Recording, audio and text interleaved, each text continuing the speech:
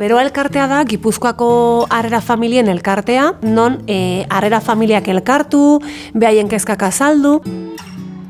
Haur bat etxean dakazu denbora baterako, aldi baterako, edo iraunkorra izan daiteke, harrera motaren arabera. Denbora horretan eskaintzen dioguna da egonkortasun bat, estabilidade bat, etxeko giroa, lasaia, goxoa.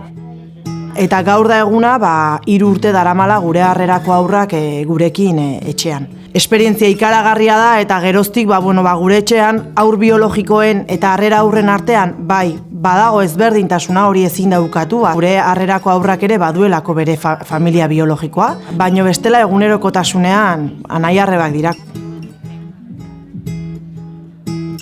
Elkartean gaude bi teknikari, psikologo bat eta gizarte langile bat, eta bilan artean familiekin eta batzar nagusiarekin aurrera eramaten ditugu proiektu desberdinak. Aholkularitza harrera familiei, gure esperientziatik, ikuste deunetik eskaini formakuntza etengabe bat.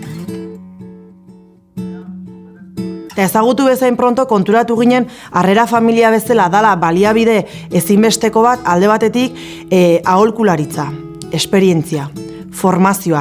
Aurrentzako plan desberdinak, irteerak, udalekuak antolatzen dituzte. Familiak osotasunean kontutan hartzen dira, bai harrera haurrak, baina baita ere gure haur biologikoak.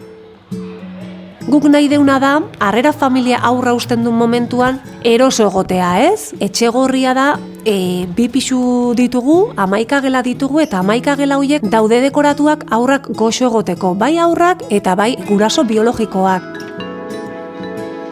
Zalantzari gabe nik beti esan dut gogortasun guztian jaso deguna beti dela aberatsgarriagoa, ez nuke aldatuko, oso harronago nire 3. haurra harrera haurra izatean. Iruditzen zait ere ni nire familia osoa eta baita ere bizi naizen komunitateak asko irabazi dula.